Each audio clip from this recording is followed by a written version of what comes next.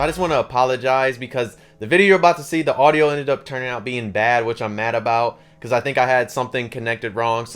We'll just say some type of technical issue happened and the audio's kind of trash, or you can't hear me all the way. You can hear me, but it's not as quality as the audio usually kind of is, whatever. But in that video, I'm mainly talking about this light novel right here, which is Roll Over and Die. If you've not read this right now light novel, it's really good and you should read it because it's a really good light novel. But yeah, I hope you just still can enjoy the video because I only did it because I was testing out a new background. You could at least watch it for the new background I have because I was just trying out to see how the background would work, especially because I might be recording videos in that room in the summertime just because the room I'm at right now gets kind of hot in the summertime if the air conditioning's not on.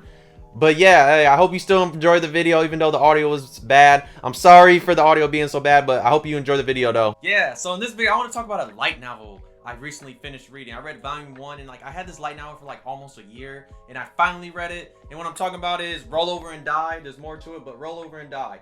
Now, this is a very interesting light novel, bro. When I tell you, bro, this light novel is very dark. Hella dark. I was not expecting to be this dark. There's other aspects to it. But let's talk about it. So what is Roll Over and Die? What is it about? So it's about this little girl named Flume, Apricot. And she's literally in the heroes party because literally the church, which are called Origin in here, and they literally selected a group of heroes that are supposed to defeat the Demon Lord because, you know, Demon Lord Adventuring is one of those stories or whatever. But there's something weird about Flume because all her stats are literally 0 across the board. And she's been one of the weakest people ever, even in her village. So the whole group are you're supposed to think that the adventuring party that she's with, they think she's useless and all that because her stats are 0. So she has a whole bunch of self-doubt and she always doubts herself because all her stats are 0. And they all have these one special skilled ability, and hers is reversal, and it's useless, and it's never done anything for her. So she thinks she's useless, and she just thinks she's so much baggage to this hero party. So one of the times when we're in the book and we learn about the hero party, they're literally returning to the capital, and she's having self-doubt and all that. Then the main guy, his name is Gene, he literally tells her to come following him, and guess what happens? This is where it starts to get dark, bruh. So he literally follows her and takes her all the way to this alley, and she falls behind him. When she gets to the alley, guess what's there? There's slavery in this society is illegal now, and they've made it that slaves can be better and all that. But he literally sells her, puts a brand, he literally brands her with a little thing, and it's on the side of her face that it can never come off because it's with magic and stuff. And he basically sells her to a legal trade I guess you'd say seller, whatever. But yeah, and that's when her life starts to get hard for her. And I was like, wow, especially because bro, she went from being in the heroes party all the way to being forced to become a slave, and it's just bro. So basically her life is kind of useless because the slave trader finds out that all her stats are 0. And her life is hard, and then she gets thrown into this little I guess this little containment area where other few slaves are at, and all of them basically look like they're gonna die, and they're all useless, and he calls them useless and all that, the slave trader. But this is what happens. He sends some ghouls in, you know, the ghouls, the zombie looking things. He sends some of those in, and literally they eat one of the girls alive, and the girl that's a slave, she's all happy. Then there's a guy, he runs to grab this cursed sword, and the sword, as soon as he grabs it, it incinerates his body all the way to some gush, and all you see is bones and gush. And yeah, also this light novel, bro, is very descriptive, bro, and it goes into detail of all the crazy stuff, because it'll tell you about stuff getting cut up, sliced up, and it'll tell you how bro, I need to get an anime. It also has a manga too, but I need an anime of this because it's so good. Just think of Berserk with sprinkled with some Goblin Slayer type of stuff that happens in this, because it's kind of nuts. But yeah, but as we get there, this is where it kind of becomes a little lit, because we find out that Flume has we find out what her reversibility is. We find out what that basically is, and what it does is because she goes and grabs the cursed sword, and when she grabs it, because at the time the ghouls are literally they already bit off almost half of her leg and all that, because they're after her, and then she barely touches the sword, and once she does, her whole body, she regenerates all the stuff that she missed, and then she's able to slice them up. So her ability basically is any curse item, any curse, you can reverse it and make it be better. So if somebody casts heals on her, that's gonna actually mess her up because it's not gonna heal her. But if they cast any debuffs or something like that to make her her abilities go down, then it will reverse and make her abilities go up. So her ability is low-key OP. That's what you learn in here. But her life is still hard because the one girl that she's in a cage with, her name's Milk It or whatever.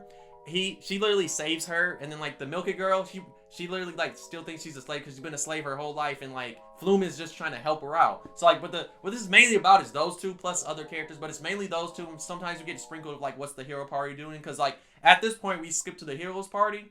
And literally the heroes party, bro, they're literally struggling because they realize that Flume did like all the necessity, like cooking, cleaning, listen to some of their problems and all that. And like, so the group's having like a whole bunch of turmoil because like, it's like she was the one that kept them all like together. She was the glue. And without her, because like Jean literally got rid of her without everybody else's permission and put her in this like, yeah, it's like, hey, fuck Jean. That's all I gotta say. Jean sucks in here, bro. I hate him. I can't wait to see him get messed up, bro. I need Flume to get her revenge on him. But yeah, as we go on, she's like, she does get made fun of. They get made fun of because they're slaves and they have the marks. And then like, of course, Milk It, if you can see, she has like a whole bunch of rashes on her. She has like a whole bunch of bandages because like her face got messed up by the old master that she used to have.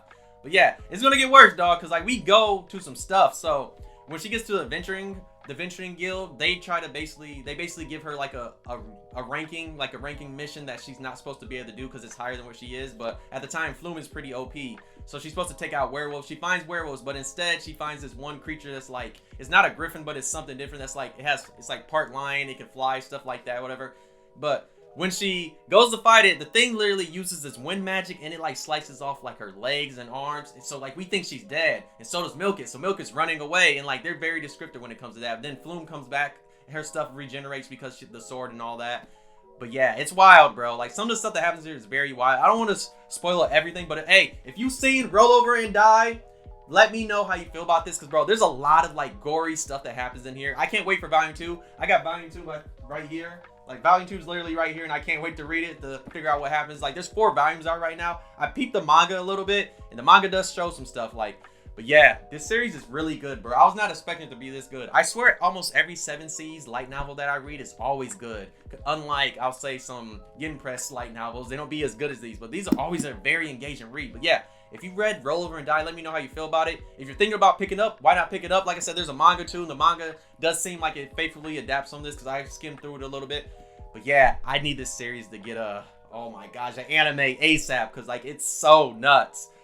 But yeah, if you've read this, let me know how you feel. If you haven't, go check it out, because it's a pretty good read. Like I said, this is a really good light out. I was enjoying it so much. Like I said, there's so much stuff that still happens. I don't want to spoil everything that happens, because there's also some plots in here that might tell us that maybe the church is not as good as they are, and like maybe the demons are actually not bad, because quote unquote in here the demons have never killed humans. But then you kind of find out like that the church might have been setting shit up because of certain stuff that happens. And I can't wait to find out like in this one to see what else happens. But yeah, this is a really good light novel. I'm so glad I finally picked it up. Like, I was literally on spring break and I was like, fuck it, I want to read something. So I finally picked this up, read it, and I was like, dog, why did I wait so long to read this?